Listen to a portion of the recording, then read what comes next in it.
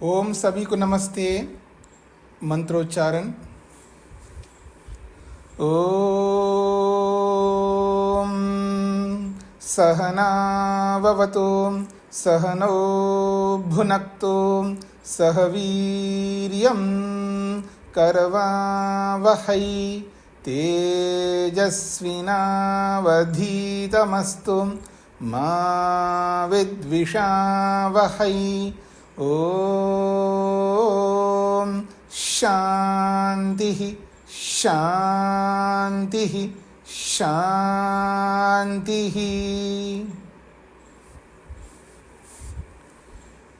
योग दर्शन की 190वीं कक्षा है। साधन पाद के 52 सूत्र पूरे हुए हैं। प्रसंग चल रहा है योगांगों के अंतर्गत प्राणायाम और प्राणायाम की परिभाषा, उसके प्रकार और उसके फल बताए गए हैं। प्राणायाम किसे कहते हैं, उसके कितने प्रकार होते हैं और उस प्राणायाम को जीवन में उतारने से क्या फल प्राप्त होता है। तो पिछले सूत्र में ततः क्षीयते प्रकाशावर्णम एक बहुत महत्वपूर्ण फल बताया है। आगे कह रहे हैं 53वें सूत्र में किंच और भी फल मिलता है। केवल इतना ही फल नहीं मिलता है, प्रकाश का आवरण क्षीण होता है, केवल इतना ही नहीं है, किंचा और भी है। और क्या फल प्राप्त होता है, तो 53वां सूत्र कहता है धारणासु च योग्यता मनसः। धारणासु च योग्यता मनसः।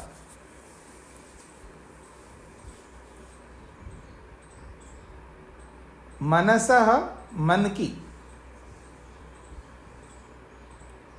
मनसः ये षष्ठी विभक्ति का एक वचन है। मनसा मन की।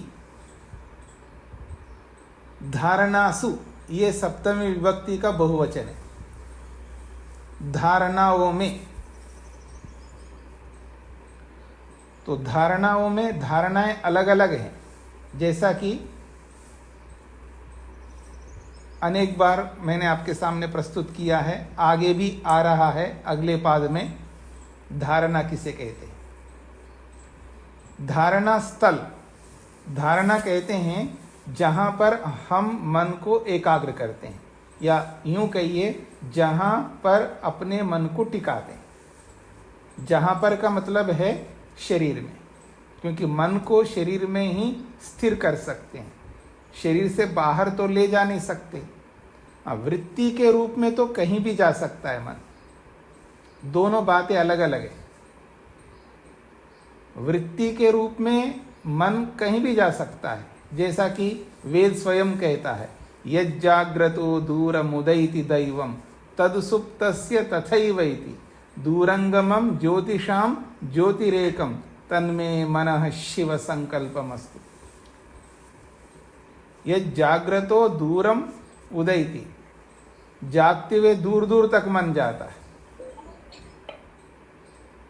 तो मन जाता का मतलब है शरीर से बाहर निकल के नहीं जाता, वो वृत्ति के रूप में जाता है। हाँ जी, मैं तो अमेरिका चला गया, इसका मतलब है वृत्ति से अमेरिका गया हूँ। वृत्ति से का अभिप्राय है अमेरिके के बारे में या किसी भी देश के बारे में वृत्ति उत्पन्न कर रहा हूँ। वृत्ति समझते हैं ना, विचार उत्पन्न कर रहा हूँ। तो विचार से जाता हूँ, वृत्ति से जाता हूँ। या मैं ये कहूँ मेरा मन वृत्ति से अमेरिका गया, मेरा मन वृत्ति से दिल्ली गया, मेरा मन वृत्ति से बेटे में गया, मेरा मन वृत्ति से पत्नी में गया, मेरा मन वृत्ति से आचार्य में गया। ये जो वृत्ति रूप है, तो वृत्ति के माध्यम से मन कहीं भी जा सकता है, अर्थात जहाँ भी हम ले जाना चाहेंगे वृत्ति से। तो दोनों में अंतर है। वृत्ति से जाना अलग है, साक्षात मन का जाना अलग है। तो मन तो जा ही नहीं सकता, वृत्ति से जाएगा। इसलिए अपने शरीर के अंदर मन को टिकाना होता है, एक जगह स्थिर करना होता है। और जहां मन को टिकाते हैं, स्थिर करते हैं, उस स्थल को, उस स्थान को धारणा स्थल कहते हैं, धारणा का स्थान। तो वो एक जगह नहीं होता है। कई लोग कहते हैं कि मैं तो हृदय में ही ध्यान करता हूं। आपको भी हृदय में ध्यान करना है। हृदय से बढ़कर अच्छा और कोई स्थान नहीं, ऐसा नहीं। शरीर के अंदर किसी भी स्थान पर मन को टिकाया जा सकता है। इसलिए महर्षि स्वामी दयानंद सरस्वती जी ने कहा, इसी योग के अनुसार नाड़ियों में ध्यान करो, सुषुम्ना नाड़ी में ध्यान करो। वेद भाष्य पढ़ना आप लोग, महर्षि स्वामी दयानंद कृत यजुर्वेद का भाष्य है, ऋग्वेद का भाष्य है, आपको मिलेगा। नाड़ियों में ध्यान करना अर्थात अपने मन को नाड़ियों में स्थिर करना, किसी भी नाड़ी में, चाहे वो सुषुम्ना नाड़ी हो या पिंगला नाड़ी हो या किसी भी, बहुत सारी नाड़ियां हैं।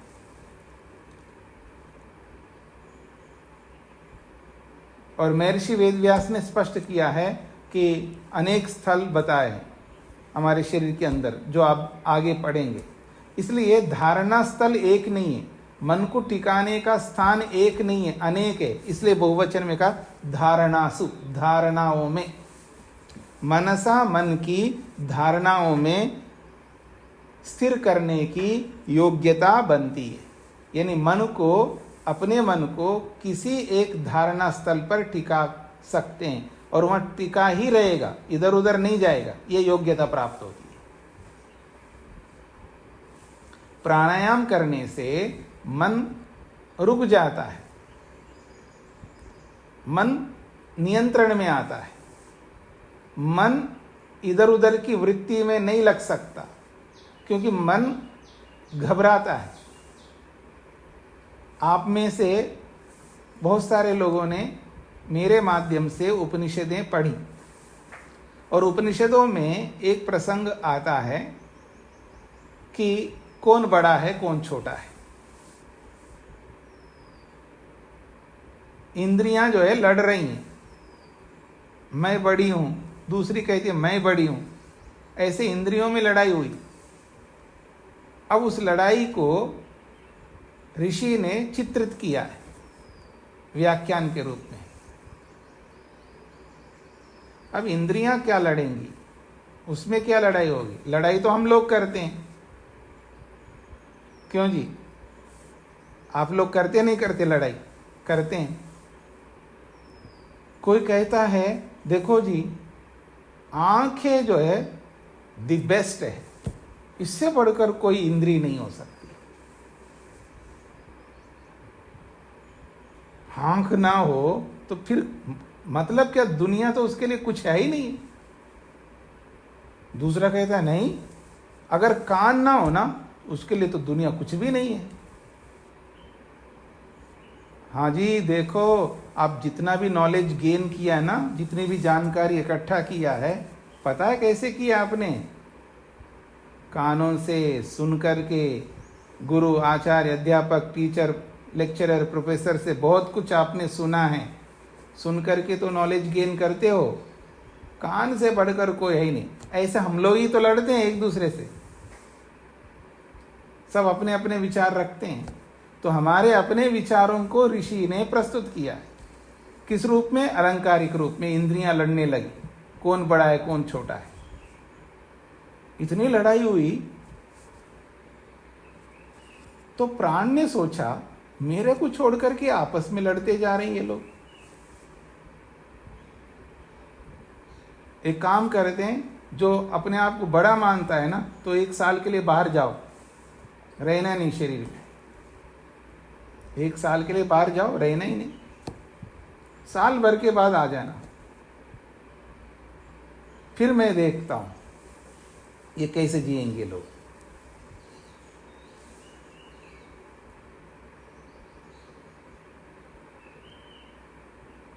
थोड़ा ट्विस्ट करता हूं, आंखों ने कहा कि मेरे को बड़ा नहीं मान रहे हो ना आप, मैं देखता हूँ कैसे आप जिएंगे। मैं 1 साल के लिए बाहर जा रही हूँ, फिर 1 साल के बाद आऊँगा, पता लगेगा आप कैसे जीते हैं।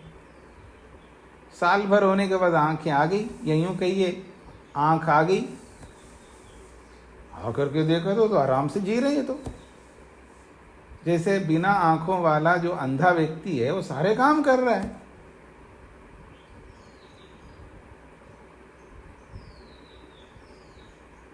इसका मतलब मेरे बिना काम चल सकता हो तो मैं बड़ा हो ही नहीं सकता। ऐसे करके एक एक इंद्री जो है अपने अहंकार में बाहर जाके 1-1 साल के बाद आए, उनके बिना सब काम चले। फिर तो बड़ा कौन है? फिर एक प्राण ने कहा कि अच्छा आप सब बाहर जाकर के 1 साल के बाद आए, चलो मैं भी निकल जाता हूँ, मेरे बिना आप जीते नहीं जीते पता लग जाएगा। जैसे प्राण निकलने लगे, निकल गया मानो, सब घबराने लगे। अब पढ़ना क्या होगा, सुनना क्या होगा, चखना क्या होगा, ये सब परेशान हो रहे हैं, कुछ कर ही नहीं सकते। वो निकल के बस डोर से बाहर निकल के जाने लगे, बस कुछ ही देर, यूं समझ लो 10 कदम चल गया, 20 कदम चल गया, सब उसके पीछे दौड़े, नहीं नहीं नहीं आप नहीं जा सकता, अगर आप जाओगे तो हम जी नहीं सकते। तो सबने माना है कि हम बड़े नहीं हैं, प्राण ही बड़ा है। तो जब प्राणायाम करते हैं, प्राणों को रोकते हैं, तो सब इंद्रियां घबराने लगती है, और उनमें से एक मन जो है ना, वो भी जबरदस्त घबरा करके परेशान होने लगता है। इसलिए जब प्राणायाम करते हैं तो सारी इंद्रियां जो है रुकने लगती है, और मन भी रुकने लगता है, रुक जाता है, और कहीं जा ही नहीं सकता, किसी वृत्ति को उठा ही नहीं सकता मन। या यूं कहूं, हम किसी वृत्ति को उठाने लायक नहीं रहते हैं, हमारी सारी दृष्टि प्राणों में रहती है।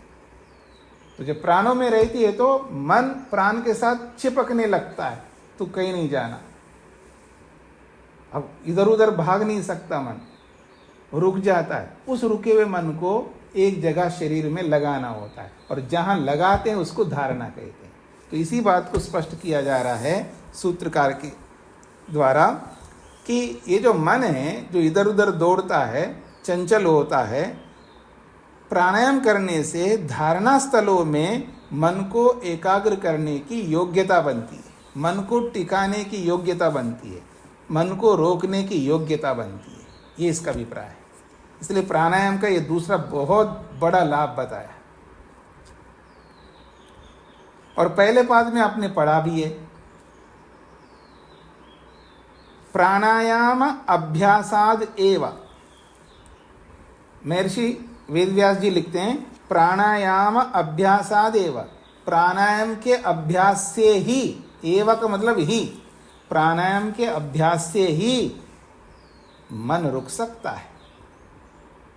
अब यहाँ ही जो है, ये केवल प्राणायाम से मन रुकता है, इसका इतना अर्थ नहीं है। देखिए, ही बोला भी जाता है, वो दूसरे का निषेध नहीं कर सकता। अगर मैं आपको ही जाना है,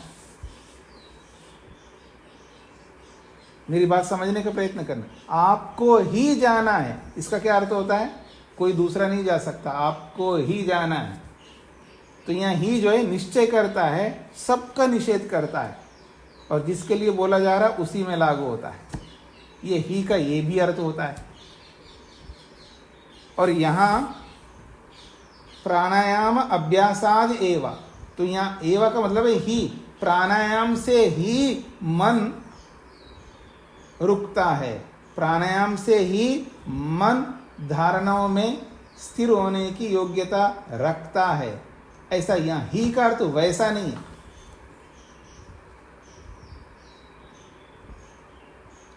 यहाँ ही का अर्थ है विशिष्ट अर्थ है, मतलब प्राणायाम से विशेष रूप से मन जो है धारणा स्थल पर रुकने की योग्यता रखता है।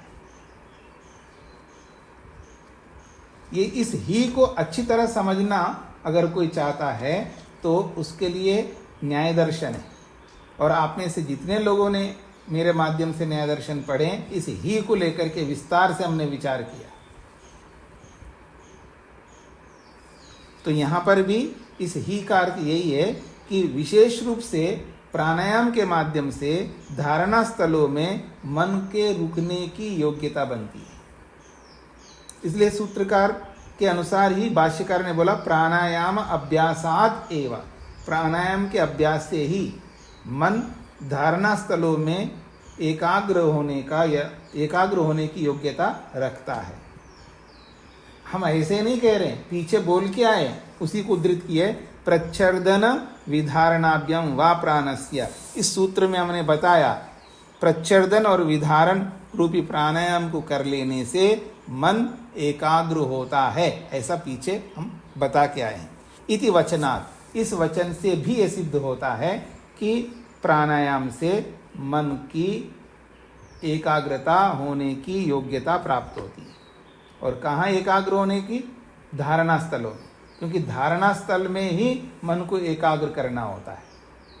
इससे ये भी स्पष्ट होता है हम अपने मन को शरीर के अंदर ही स्थिर करना है, शरीर से बाहर नहीं। इस बात के लिए महर्षि स्वामी दयानंद सरस्वती जी ने स्पष्ट लिखा है। आगे आप पढ़ेंगे इस धारणा के सूत्र में कि जो स्थान बताए वहां ये भी बताया कि बाह्य विषय वा, बाहर भी लगा सकते हैं। अब उस बाहर का मतलब शरीर से बाहर ऐसा समझने लगते लोग। उसके लिए महर्षि स्वामी दयानंद सरस्वती जी ने स्पष्ट कहा है कि शरीर से बाहर नहीं, शरीर के अंदर ही करना है। और शरीर के अंदर ही क्यों करना है, ये बात आपको तीसरे पाद में व्यापक रूप से समझ में आएगा। कैसे? व्यापक रूप से, विस्तार से समझ में आएगा।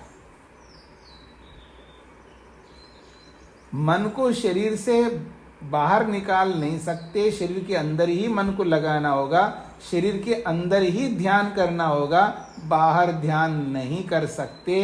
इस बात को व्यापक रूप से, विस्तार से तीसरे पाद में प्रारंभ में आपको अच्छी तरह समझ में आएगा।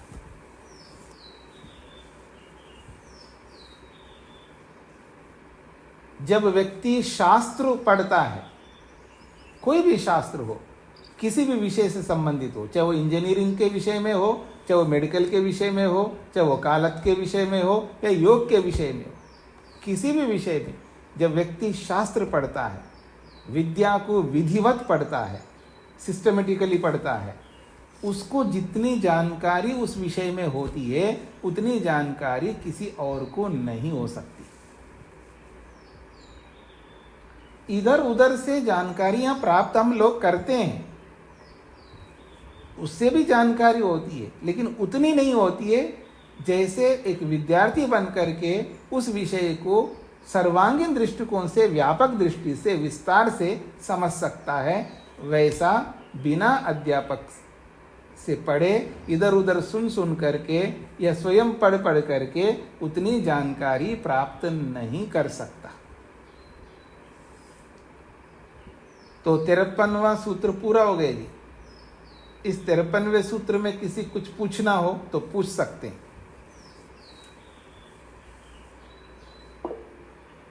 हाँ जी, सविता जी। नमस्ते स्वामी जी। स्वामी जी, भाष्य का एक बार दोबारा अर्थ बता देंगे जी, विधारणाभ्याम से? हाँ जी। धन्यवाद। प्राणायाम अभ्यासाद एव, प्राणायाम के अभ्यास से ही मन को धारणा स्थलों में स्थिर करने की योग्यता बनती है। इस बात को समझने के लिए पहले पाद में हमने एक सूत्र बताया था, प्रच्छर्दन विधारणाभ्याम वा प्राणस्य। पीछे मन को एकाग्र करने के अलग अलग उपाय बताए थे पहले पाद में। तो यहाँ वा का मतलब है और भी उपाय है मन को एकाग्र करने का। क्या है वो?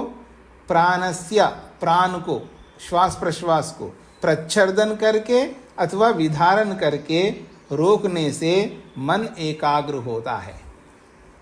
प्रच्छर्दन का अर्थ होता है लंग्स में से, फेफड़ों में से बाहर निकाल के बाहर रोकना, इसको प्रच्छर्दन कहते हैं।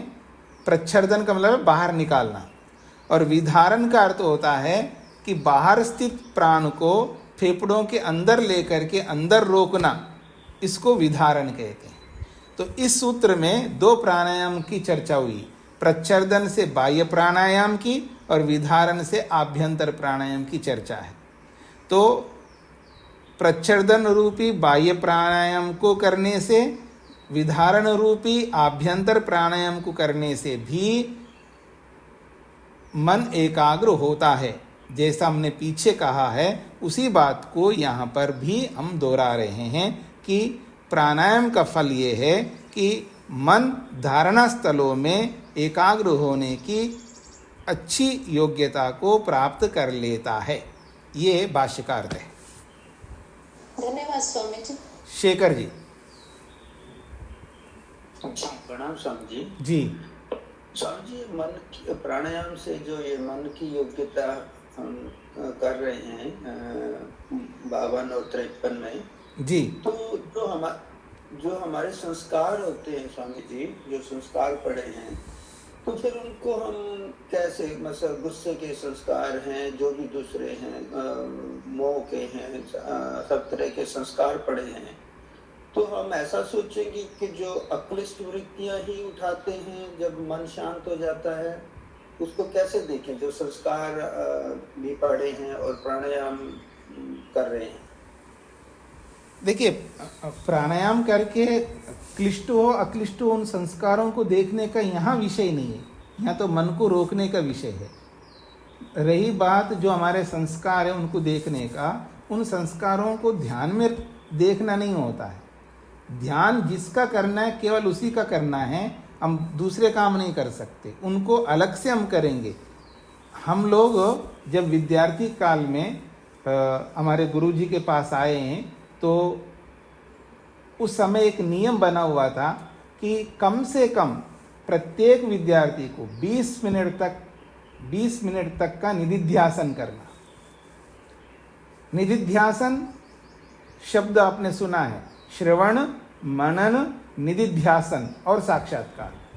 तो श्रवण का अर्थ होता है सुनना, जो भी हमने सुना, किससे? आचार्य से, अध्यापक से, गुरु से, पढ़ते समय जो भी शास्त्रों के बारे में सुना है, उस सुने हुए विषयों को मनन करना प्रमाण पूर्वक। ऐसे मनमर्जी उसके बारे में सोचना नहीं है। जो हमने पढ़ा है गुरुजनों से, अध्यापकों से, आचार्यों से, वो ठीक बता रहे हैं तो क्यों ठीक बता रहे, किस कारण से वो ठीक है, वो प्रमाण पूर्वक देखेंगे। जो ये बता रहे हैं प्रमाणों के अनुरूप बता रहे हैं या प्रमाणों के विरुद्ध बता रहे हैं। अथवा यदि प्रमाणों के विरुद्ध बता रहे हैं, ऐसा मेरे को लगता है, तो ये विरुद्ध है, तो उसके पीछे प्रमाण क्या है? गुरु ने मेरे को जो बात कही है ये प्रमाण पूर्वक बताया तब तो ठीक है, लेकिन मेरे को लग रहा है ये तो प्रमाण विरुद्ध है, तो विरुद्ध है इसका भी प्रमाण मेरे को देखना है। ये दो प्रकार से इस पर मनन किया जाता है। और जब मनन करते करते, आज नहीं तो कल नहीं तो परसों, एक सप्ताह में नहीं तो एक महीना, विषय अलग अलग होंगे। बहुत सरल विषय होगा तो उसी समय हमको उसका निर्णय करने का अवसर मिलता है, और बहुत गंभीर विषय होते हैं तो उसके लिए अनेक सप्ताह लग सकते हैं, अनेक पक्ष लग सकते हैं, अनेक महीने लग सकते हैं, अनेक साल भी लग सकते हैं। और जब तक वो निर्णय नहीं होता तब तक मनन करते रहना होता है। तो मनन करके जब उस पर निर्णय करने की स्थिति आती है, तो जब हम निर्णय करते हैं, उस निर्णय का नाम निधिध्यासन है। तो इस निधिध्यासन को करने के लिए हमारे ऊपर नियम था, प्रतिदिन, अगर जिस दिन हम नहीं करते उसके लिए दंड भी मिलता था। तो ये जो निधिध्यासन है ये केवल निर्णय करना नहीं होता है, निर्णय मनन करते हुए करना होता है। तो जब मनन करते हुए निर्णय करना होता है तो ऐसे अलग अलग विषयों को लेकर के हमें मनन करना होता है, निर्णय करना होता है। तो उसी प्रसंग में संस्कारों को लेकर के या अपने कर्मों को लेकर के या अपने भूत को लेकर के, अपने भविष्य को लेकर के, अपने वर्तमान को लेकर के या ईश्वर को लेकर के, किसी भी विषय को लेकर के हम मनन और निधिध्यासन करेंगे। उस समय में संस्कारों को देखने का होता है, ध्यान के काल में नहीं। जी शेखर जी। जी स्वामी जी, जैसे आपने कहा श्रवण मनन निधिध्यासन, मतलब वो हमारी एक विवेक की उससे विवेक जागृत करते हैं श्रवण मनन से। और फिर हम मतलब जैसे कल बात आ रही थी कि गुस्सा, हमारे को गुस्सा नहीं आता जी, देखिए संस्कार तो हैं हमारे अंदर। तो अब प्राणायाम करने से मन की कैसी योग्यता आती है जिससे हमारे को गुस्से के संस्कार वो नहीं आते? मतलब एक शांत मन हमारा वो मतलब अक्लिष्ट वृत्तियों को ही उठाता है, ऐसा हम समझे? ऐसा मेरा प्रश्न करने का। जी जी, ये जो मन जब शांत हो रहा है वो तात्कालिक रूप से हो रहा है। हमें केवल ध्यान के लिए हमने प्राणायाम किया और मन को शांत किया, तब हमें न गुस्सा आएगा, ना कोई ऐसा कोई विचार, गलत विचार नहीं आएगा, अथवा किसी संबंधों में मन नहीं जाएगा, रिलेशन में नहीं जाएगा, या किसी जड़ वस्तु में नहीं जाएगा, शांत रहेगा। उस शांत अवस्था में गुस्सा आदि दोष उत्पन्न नहीं होंगे। लेकिन ये तब तक नहीं होंगे जब तक वो शांत रहेगा मन। जब शांति हट जाती है, सामान्य स्थिति में आते हैं, फिर जैसा भी प्रसंग हमारे सामने आएंगे तो उन प्रसंगों के अनुसार गुस्सा, राग, मोह ये सब उत्पन्न होने लगेंगे। ध्यान के काल में जब हम प्राणायाम करते तो मन शांत होता है, तो शांत मन को हम धारणा स्थल पर लगाएंगे। धारणा स्थल पर लगाने के बाद में आगे ध्यान करेंगे ईश्वर का, तो वहाँ संस्कारों का प्रश्न नहीं है। ये मेरा अभिप्राय है। जी जी जी स्वामी जी। और तो ध्यान करने से जो मन के अंदर योग्यता आ गई है और शांत होने की, तो वो बनी रहती है, लंबे लंबे काल तक बनी रहती है, जैसे जैसे हमारा अभ्यास बनता रहता है, जब हम ध्यान काल में भी नहीं होते। जी जी, वो हमारे अभ्यास के अनुसार मन शांत होने का होता है। और ये जो शांत की स्थिति है, ये आप देख सकते हैं बहुत सारे लोगों को, जब प्राणायाम करते तो मन शांत होता है और प्राणायाम बंद कर दे तो मन शांत नहीं रहता, फिर वृत्तियों को उठाने लगता। इसका ये अर्थ है कि हमको तात्कालिक रूप से वहाँ मन रुक रहा है प्राणायाम के कारण से। अगर उसको लंबे काल तक, एक बार प्राणायाम किया और मन रुक गया, शांत हो गया और शांति रहेगा, और धारणा स्थल पर रख लिया उसको और ध्यान करते जा रहे, फिर शांति रहेगा। ये ऐसे नहीं आता है, ये व्यवहार से भी आएगा। यम का पालन भी साथ में करना होगा, नियमों का पालन भी साथ में करना होगा, और भी जो इसके साथ जुड़े हुए विषय हैं उनको करते हुए फिर हम अगर प्राणायाम करते हैं तब बहुत अधिक सहायता मिलती है मन को लगातार शांत रखने का। जी, अगर जो हम में से जो कोई भी जब ध्यान के काल में एड़ी से चोटी तक जोर लगाता है और प्राणायाम करता है और बहुत सारे उपायों को अपनाता है और मन को एकाग्र करके ध्यान करता है, अच्छा हो सकता है उस समय, लेकिन वो दीर्घ काल तक नहीं होगा। एक दिन आप में से कई लोग शिकायत करते हैं, जी कल भी अच्छा ध्यान हुआ था, आज भी हुआ था, लेकिन मतलब पीछे 2-4 दिन से अच्छा ध्यान चल रहा था, आज क्यों नहीं हो रहा मेरा ध्यान? मैं बहुत कोशिश कर रहा हूँ, उन्हीं उपायों को लगा रहा हूँ और भी अधिक उपायों को लगा रहा हूँ, फिर भी मन नहीं रुक रहा है, मन शांत नहीं हो रहा है। उसका यही कारण है कि हम जो व्यवहार में जो दूसरे काम हमको करने चाहिए थे वो नहीं कर पाते हैं, इसलिए ये समस्या आती है। अगर बाकी सब कामों को करते हुए जब हम ध्यान के काल में बैठते हैं, फिर प्राणायाम करते हैं, तो जितना एकाग्र मन हो सकता है, जितना शांत हो सकता है, जितना लंबे काल तक हो सकता है, ऐसा औरों को नहीं हो पाएगा। इसलिए ये छोटा छोटा बिंदु, यानी एक एक बिंदु जुड़ कर के ही इस एकाग्रता को, इस शांतता को हम बढ़ा सकते हैं। जी वर्मा जी। जी धन्यवाद। नमस्ते स्वामी जी। जी स्वामी जी, अभी आपने कहा कि हम शरीर के आंतरिक भाग में ही धारणा लगा सकते हैं, तो कुछ लोग जो है नासिका के अग्रभाग में लगाते हैं, कुछ लोग मस्तक में लगाते हैं, तो वो बाहरी हिस्सा होता है कि वो आंतरिक भाग में वो लगाते हैं? स्वामी जी ने कहा वक्षस्थल में लगाना चाहिए, उचित है, सबसे सही है। नहीं, सबसे सही है ऐसा स्वामी जी ने नहीं कहा है। अच्छा। वहाँ करना चाहिए ये तो बोला है, लेकिन सबसे जी। सही है ऐसा नहीं कह सकते, क्योंकि अगर ऐसा कहेंगे तो दूसरे ऋषियों को, प्रभु के पहले सुन लीजिएगा, वो तो उन्होंने वहाँ बोला वहाँ दर्शन होता है, इसका ये अर्थ नहीं कि दूसरी जगह धारणा नहीं करना चाहिए और वहाँ साक्षात्कार नहीं होता है। जहाँ भी लगाएंगे वहाँ पर भी होगा। ये बातें आपको आगे आएगा, आगे समझेंगे। स्वामी जी, जैसे धारणा लगाया तो मेहनत किया, फिर उसको ट्रांसफर करने के लिए वक्षस्थल में फिर मेहनत करनी पड़ेगी, ऐसा तो नहीं है? ऐसा क्यों करनी पड़ेगी, यही तो समझना है हमको। कोई जरूरत नहीं है, उसको ट्रांसफर नहीं करना है। बहुत सारे लोग सोचते हैं स्वामी जी ने लिखा है हृदय में करना है, वहाँ एक है हृदय में ही करना है, ऐसा नहीं। हृदय में ध्यान करना चाहिए, उससे अलग जगहों पर भी करना चाहिए, अलग जगहों पर भी कर सकते हैं, इसमें कोई आपत्ति नहीं। कोई हृदय में करता है तो उसको हृदय से हटा करके दूसरी जगह करो। समस्या ये है कि मन को एकाग्र करना है, वो होता नहीं है। तो जितने भी धारणा स्थल हैं उनमें से किसी भी एक जगह पर अगर मन एकाग्र होता है तो वहाँ कर सकते हैं। और किसी की धारणा बनी हुई होती, क्योंकि पूर्वाग्रह बहुत होते हैं, तो उन पूर्वाग्रहों के कारण से अगर उसका मन केवल हृदय में ही, वक्षस्थल में ही उसका होता है, और जगह नहीं होता है, तो कोई आपत्ति नहीं और जगह प्रयास करने की। जहाँ होता वहाँ करें,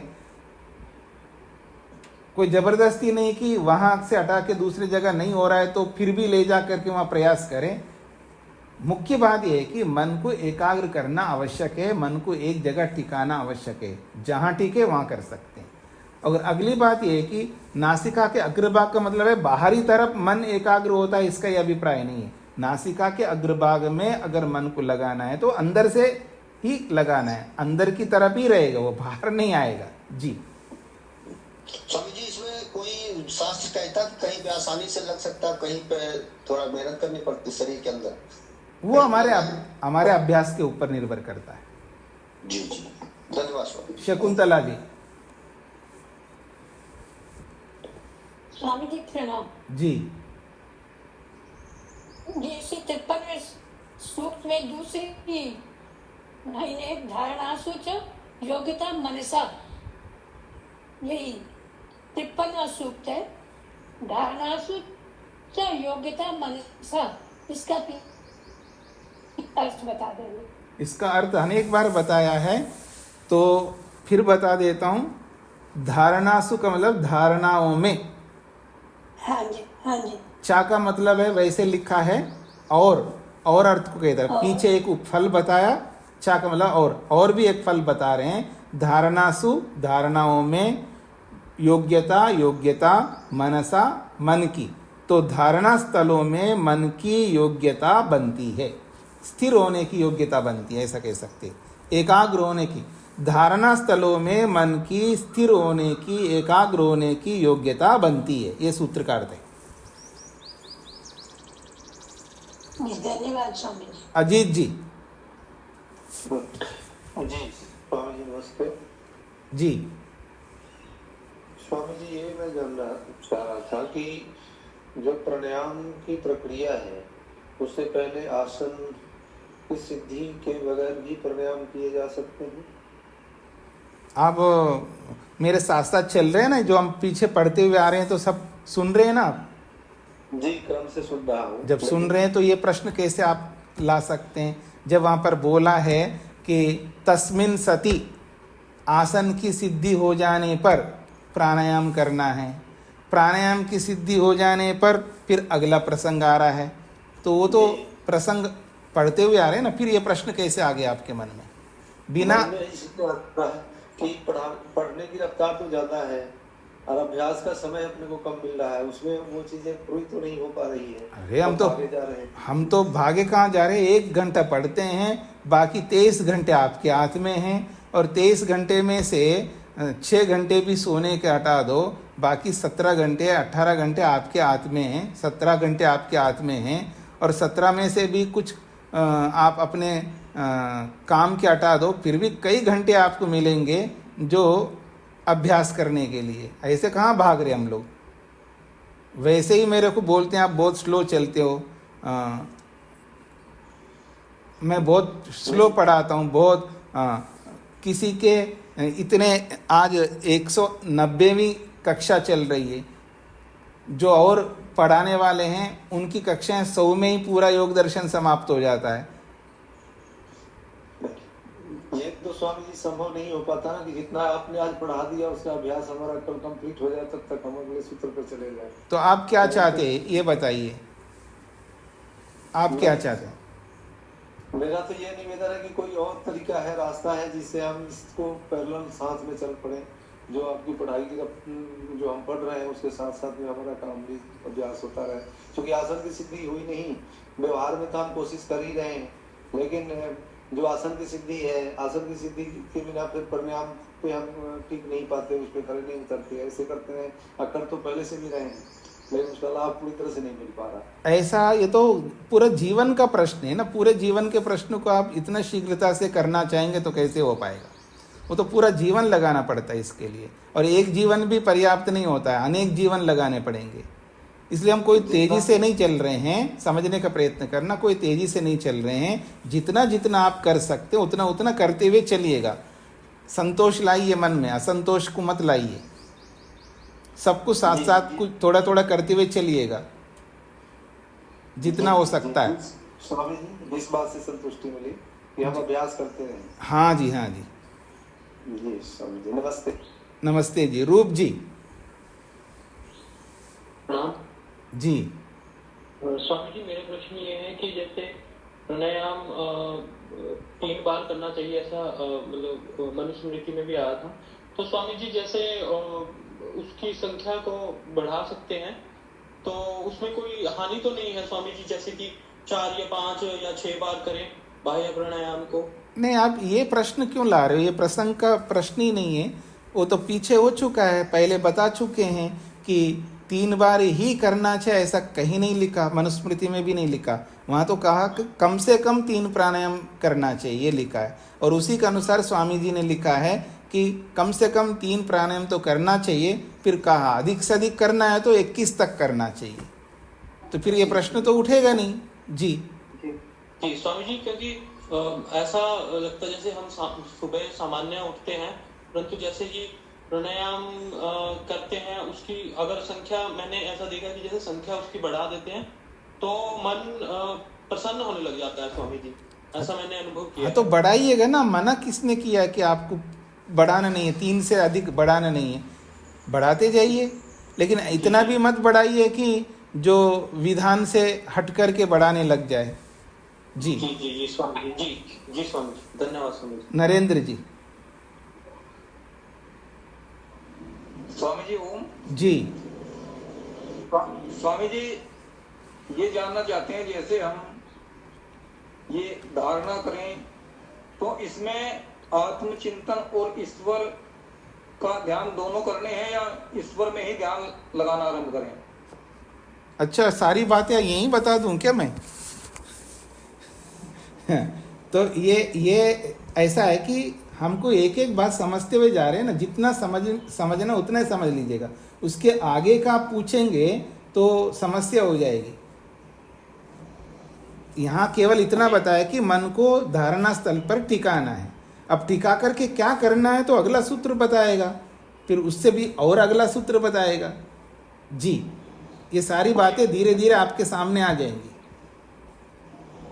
जी धन्यवाद। तो मैं आगे बढ़ता हूं जी।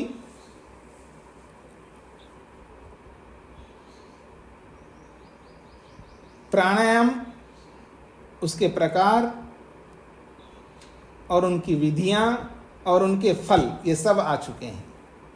यानी योग के 4था अंग पूरा हुआ है। 8 अंगों में से 4 अंग पूरे हुए हैं। अब 5वां अंग आ रहा है।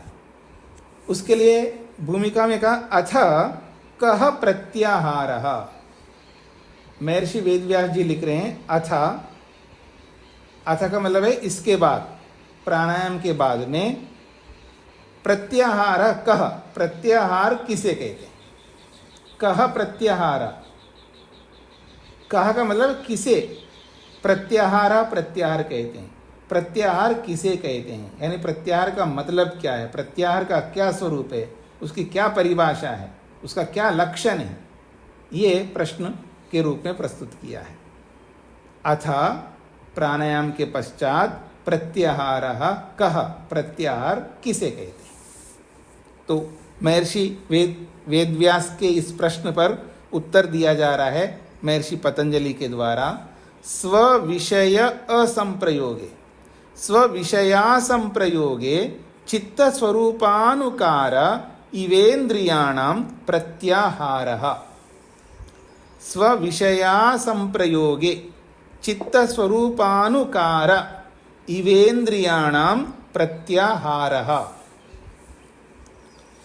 स्विषय असंप्रयोगे, स्विषय अलग करेंगे तो असंप्रयोगे, चित्त स्वरूप अनुकार, चित्त स्वरूप अनुकार इव इंद्रियाणां प्रत्याहारः।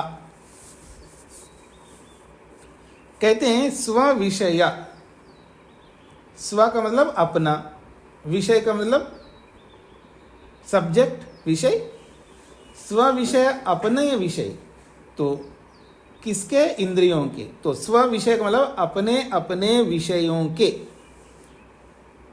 साथ असंप्रयोगे, प्रयोग का मतलब है जुड़ना, और संप्रयोग का मतलब है अच्छी प्रकार से जुड़ना, और फिर असंप्रयोग का मतलब है अच्छी प्रकार से ना जुड़ने पर, अपने अपने विषयों में इंद्रियां संबंध न जोड़ने पर, क्योंकि इंद्रियों का संबंध किसके साथ जुड़ता है, विषयों के साथ। हर इंद्रिय का अपना अपना विषय है, प्रत्येक इंद्रिय का अपना विषय है। तो स्व विषय का मतलब है अपने इंद्रियां अपने अपने विषयों के साथ असंप्रयोगे, न जुड़ने पर, न संपर्क करने पर, उनके साथ युक्त ना होने पर क्या स्थिति आती है, जब इंद्रियां अपने अपने विषयों के साथ न जुड़े, उस स्थिति में क्या परिस्थिति आती है, तो चित्त स्वरूप अनुकार इव, इव का मतलब मानो चित्त स्वरूप अनुकार, चित्त के स्वरूप के अनुरूप मानो इंद्रियां बन जाती है। और चित्त का क्या स्वरूप है शेखर जी, चित्त का क्या स्वरूप है? सत्व प्रधान। हाँ, सत्व प्रधान भी आप कह सकते हो और शांत स्वरूप कह सकते हो।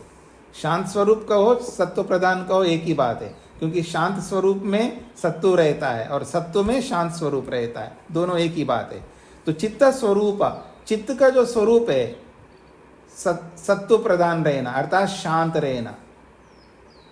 तो चित्त का जो स्वरूप शांत रहना है, अनुकारा उसी जैसा ही, इव मानो, मानो चित्त के स्वरूप के अनुसार इंद्रियां बन जाती है। और जब चित्त के स्वरूप के अनुसार इंद्रियां बन जाती है, इसी स्थिति को चित्त के समान इंद्रियों का बनना ही प्रत्याहार, प्रत्याहार कहलाता है। फिर समझ लीजिएगा एक बार, स्व विषय असंप्रयोगे, इंद्रियां अपने अपने विषयों के साथ असंप्रयोगे, संपर्क न करने पर, उन विषयों के साथ इंद्रियां न जुड़ने पर, चित्त स्वरूप अनुकार, मानो इव, इव मानो चित्त के स्वरूप के अनुसार इंद्रियां बन जाती है। तो इंद्रियाणाम, इंद्रियां स्व विषय असंप्रयोगे, जो इंद्रियाणाम है इसको पहले ला रहा हूं मैं, इंद्रियाणाम, इंद्रियां स्व विषय असंप्रयोगे, अपने अपने विषयों के साथ संपर्क न करने पर, इव मानो चित्त स्वरूप अनुकारा, मन के स्वरूप के अनुसार बन जाना ही प्रत्याहार, प्रत्याहार कहलाता है।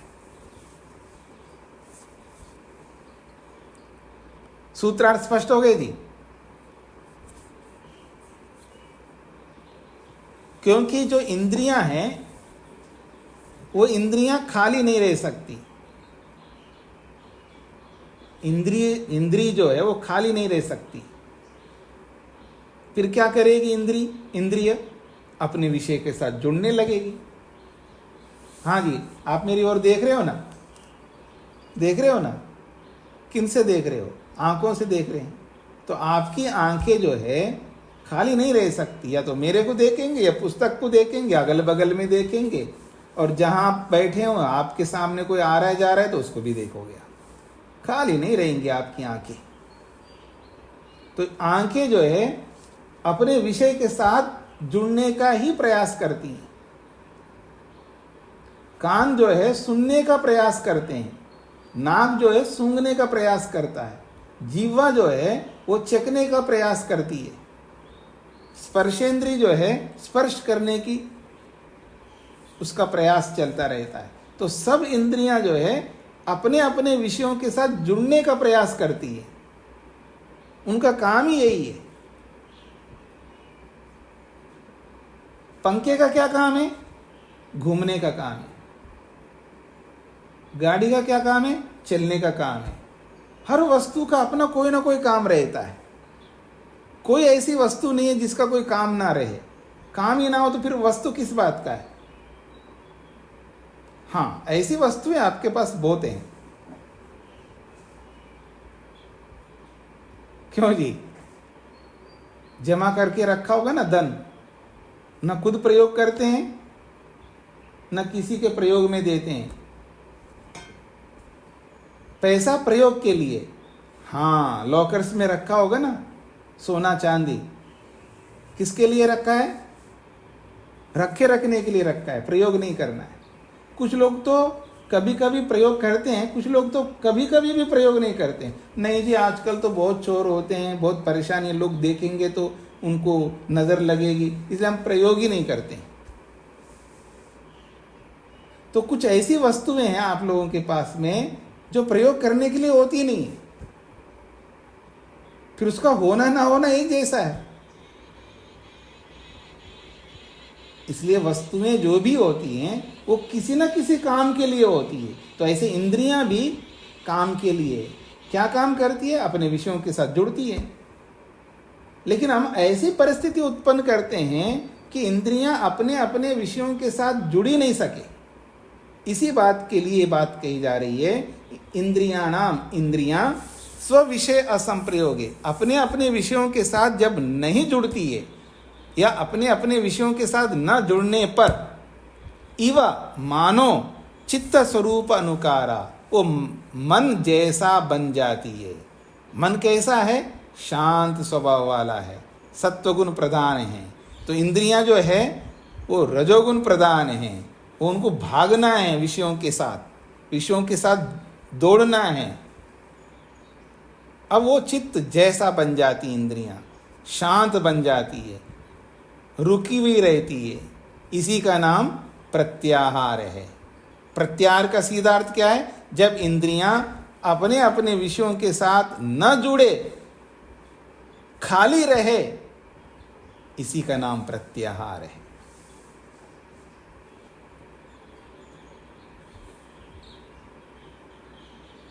देखो, आप प्रत्याहार किसी किसी इंद्रिय का बहुत अच्छा करते हैं। देख रहे हो ना मेरे को? एक आदमी है, देखिए ऐसा बैठा है, आंखें खुली है, लगता किसी को देख रहा है, किसी को नहीं देख रहा है। समझ रहे हैं ना? बैठा है ऐसे ही, मान लीजिए बैठा है, बगल में कुछ कोई बोल रहा है, उसको सुना ही नहीं दे रहा है। अरे, मैं बोल रहा था, आप सुन रहे थे, फिर भी आप कह रहे हो नहीं सुना, ऐसे कैसे? आप बगल में तो थे मेरे, मैं तो जोर जोर से बोल रहा था। ऐसे तो है नहीं, आपके कान सुनाई नहीं देते हो, आपको तो बहुत सूक्ष्मता से सुनते हो, फिर भी आपने नहीं सुना, ऐसे कैसे बोल सकते? लेकिन नहीं सुना वास्तव में, कान खुले हैं, बगल में हैं, लेकिन नहीं सुन रहे।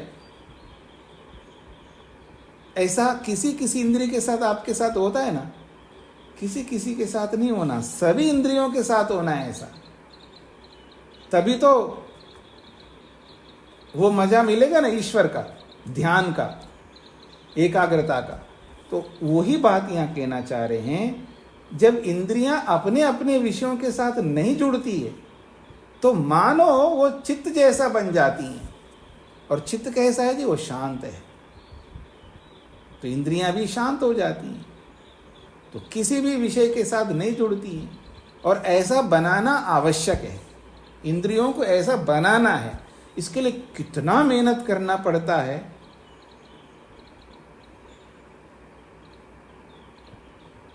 इंद्रजीत का नाम सुना है ना? इंद्र को जिसने जीता था वो इंद्रजीत था। हमें इंद्रियजित बनना है। वो इंद्रजीत था, वो इंद्र को जीता था उसने। लेकिन हमें इंद्रजीत नहीं बनना, इंद्रियजित बनना है। पहले इंद्रियजित बनेंगे तब जाके इंद्र को जीतेंगे। और इंद्रजित भी इंद्र को ऐसे नहीं जीता, वो अपनी इंद्रियों को अपने वश में करके रखा था। वो बहुत विशेष व्यक्ति था वो इंद्रजित। पहले उसने अपनी इंद्रियों को जीत के इंद्रियजित बन करके और उन इंद्रियों के जो स्वामी इंद्र है, आत्मा, उसको जीत लिया था। आप कहीं का ईंट कहीं का रोड़ा मत लगाइएगा। इंद्रजित का मतलब वो इंद्र था जो भी आपने कल्पना की होगी, या लोग जो काल्पनिक सुनाते हैं, ऐसा कोई इंद्र नहीं होता है। इंद्र जीवात्मा का नाम है। ये मैं नहीं कह रहा हूं, महर्षि पाणिनि कह रहे हैं, क्योंकि शब्द शास्त्र का वेत्ता पाणिनि ऋषि हैं। तो पाणिनि ऋषि इंद्र का अर्थ जीवात्मा करते हैं, आत्मा करते हैं। तो उस आत्मा को वो जीतता है जो इंद्रियों को पहले जीतता है। इंद्रियां तो जड़ वस्तु है, नॉन लिविंग थिंग है। नॉन लिविंग थिंग्स जो है वो आसानी से जीत सकते हैं उनको हम, लेकिन लिविंग बीइंग को, चेतन वस्तु को जीतना बहुत मुश्किल होता है। हम उल्टे हो गए। हम तो किसी भी व्यक्ति को अपने वश में कर लेते हैं, चाहे वो पत्नी को हो, चाहे वो पति को हो, या बेटे को या बेटी की हो, या सास को भी वश में कर लेते हैं, बहू को भी वश में कर लेते हैं। लेकिन अपने मन को वश में नहीं कर सकते हम लोग, अपनी इंद्रियों को वश में नहीं कर सकते। उल्टा हो गया। लेकिन पहले उल्टा था, अच्छा था। पहले इंद्रियों को जीतते थे, फिर उसके बाद इंद्र आत्मा को जीतते थे। तो यहां पर कहा जा रहा है कि अगर वास्तव में ध्यान करना चाहते हैं, हम वास्तव में अपने मन को ईश्वर में लगाना चाहते हैं, तो इंद्रियों को भी जीतना होगा। इंद्रियों को जीते बिना हमारा मन वो काम नहीं कर सकता जिस काम के लिए मन मिला है। भोग और अपवर्ग को दिलाने के लिए मन बना है। इस बात को हमें समझना है। हाँ जी, तो यहां पर स्पष्ट किया गया है कि ये जो इंद्रियां हैं ये अपने अपने विषयों में ही लगी रहती हैं। जागृत अवस्था में, निद्रा के काल में नहीं कह रहा हूं, जागृत अवस्था में इंद्रियां अपने अपने विषयों में लगी रहती है, खाली नहीं रहती है। लेकिन कहा यह जा रहा है इंद्रियों को अपने अपने विषयों से हटाना है।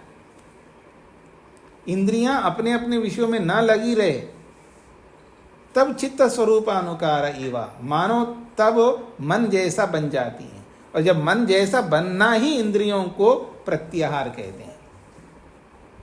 यह सूत्र का अभिप्राय आपके सामने आ गया है। हाँ जी, किसी कुछ पूछना है तो पूछ सकते हैं आप।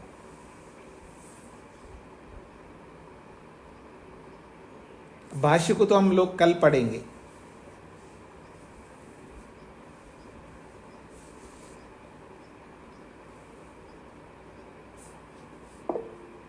हाँ जी, मधु जी। जय स्वामी जी, नमस्ते।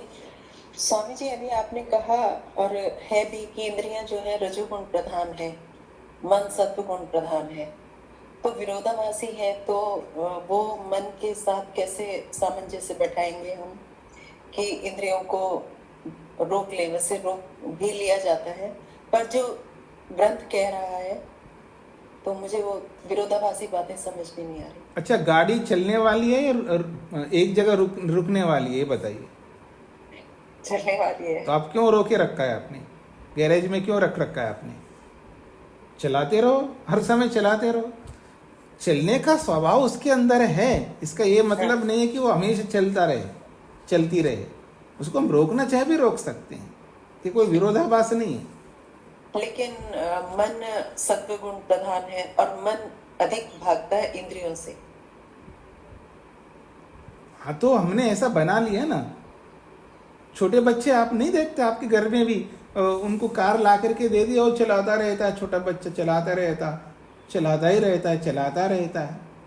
तो ऐसे ही हम हो गए छोटे बच्चों की तरह, हम चलाते रहते हैं, मन को चलाते रहते हैं। उसका स्वभाव शांत होते हुए भी हम चलाते रहते हैं, क्योंकि उसको चलाने का सामर्थ्य हमारे अंदर है ना। हम चेतन हैं, हम अपनी इच्छा का प्रयोग करते हैं, अपनी स्वतंत्रता का दुरुपयोग करते हैं। हमको ये नहीं समझ में आता है, कोई वस्तु है तो उसका अपना सामर्थ्य होता है, उसके सामर्थ्य के अनुसार भी उसके साथ बर्ताव करना चाहिए। ऐसा ना करके इसको चलाते रह रहे हैं। उसको रोकना भी चाहिए ना हमको, ये हमारी कमी है जी। ठीक स्वामी, धन्यवाद। हाँ जी, रामवीर जी। स्वामी जी नमस्ते जी। स्वामी जी, मैं ये वकालत को धीरे धीरे वैसे छोड़ रहा हूँ, केस काफी खत्म कर दिए हैं, लेकिन फिर भी कुछ अटके हुए हैं। तो ये वातावरण, माहौल ऐसा है कि ध्यान में बैठो तो वहाँ कोर्ट के सीन दृश्य वो आते रहते हैं। जब तक यहाँ से खत्म ना हो तब तक मुश्किल है। मैं काफी प्रयास करता हूँ। ये आप जो कह रहे हैं ये केवल आपके साथ नहीं है, यहाँ जितने भी लोग बैठे हैं सबके साथ है। आपके साथ तो वकालत का काम है, किसी के साथ घर का काम है, किसी के साथ नौकरी का काम है, किसी के साथ किसी का काम है, सबके साथ है, केवल आपके साथ ही है। ये बोल कर के आप ऐसे नहीं बच सकते हैं जी इसको पूरा पहले समाप्त करूंगा फिर उसके बाद ज़्यादा प्रयास करूंगा। आपको तो जी कई केस ऐसे कि उनके साथ मैंने स्पष्ट कर रही है, तुम पैसे ले लो, फीस अपनी या ले जाओ, तो मान गए, काफी हद तक खत्म हो गए। तो मुझे को वैराग्य सा है, तो जाता हूँ थोड़ी देर के लिए, फिर 1 घंटे बाद वापस। वो तो ठीक है, कुछ ऐसे अटके हुए हैं, तो जल्दी से जल्दी कर रहा हूँ जी खत्म। हाँ जी, कर लीजिएगा, अच्छी बात है। हाँ, लाभ होगा जी, ऐसे तो मुश्किल है जी जी, थ्योरी चिंता रहेगा, प्रैक्टिकल से होगा। तो आपको समझ में आ रहा है ना। तो उसको आप कम करते जा रहे हैं, अच्छी बात है, लेकिन कम करते हुए भी वो कम में ही रहता है। ऐसे बोलते हुए हम कई साल गुजर गए आपके। हाँ, ये भी याद रखना, ऐसा आपको बोलते हुए कई सालों से सुन रहा हूँ मैं आपको, ये भी ध्यान रखिएगा। अब भगवान ने मेरी प्रेयर भी सुनी है। कुछ ऐसे क्लाइंट है जी, आपका ऐसा लगता है कि आपका दिल नहीं है। मैं कहा बिल्कुल सही है, आपने सोचा, ठीक है, क्या करें, ले जाओ फाइल। ठीक है जी, भगवान सहायता कर रहे हैं। हाँ जी, वो थोड़ा राग बना हुआ है ना, उसको थोड़ा पूरा ही छोड़ देंगे तो एकदम झटके में कल ही सब बंद कर सकते हैं। दूसरों को सौंप दो ना। हाँ जी, सुधा जी। जी स्वामी जी, अभी इंद्रजीत की बात आई थी, तो इंद्र को जीतना है, तो हम तो स्वयं इंद्र है ना। हाँ, तो अपने आप को भी तो जीतना होता है ना। हम अपने आप को कहाँ जीते? जी जी, प्रेम जी। धन्यवाद स्वामी जी, नमस्ते जी। स्वामी जी, इंद्रियों को विषयों से रोकना तो चित्त के बिना तो रोक नहीं सकते ना जी स्वामी जी। चित्त की सहायता के बिना कैसे रोकेंगे? हाँ, तो चित्त भी सहायता, उसका भी सहायता लेंगे, उसमें मना नहीं है। मन की सहायता तो होगी, बिना मन की सहायता से कुछ नहीं हो सकता जी। तो ये दोनों स्थितियां जो है, चित्त की सहायता से विषयों को रोकना और विषयों के रोकने से चित्त जो है वो विषय रहित होना। नहीं, ये नहीं कहा जा रहा है, ये नहीं कहा जा रहा है। ये कहा जा रहा है कि मन को हमने रोक लिया है, ठीक है ना। मन को रोक लिया, फिर इंद्रियां इधर उधर नहीं जा सकती है, इंद्रियां भी रुक जाती है। लेकिन हम इतने चालाक होते हैं, थोड़ा मन को रोकते हैं, थोड़ा इंद्रियों में लगाते हैं। बहुत चालाक होते हैं हम लोग। ये हमारी चालाकी है ना, जब ये योग की सूक्ष्मताओं में, गहराइयों में हम जाने लगेंगे ना, हमारा सारा पोल खुलता जाएगा। एक ओर से हम मन को ऐसे पकड़ के रखते हैं जैसे कि वो कहीं जा ही नहीं सकता, लेकिन पकड़ के रखते हुए भी चीटिंग करते हैं और थोड़ा थोड़ा इंद्रियों में ले जाते हैं, इसलिए समस्या आती है। इसलिए ये बात कही जा रही है। ठीक है जी, ठीक है, धन्यवाद जी। तो इसको मैं यहीं पर विराम देता हूं। ओम शांति शांति शांति।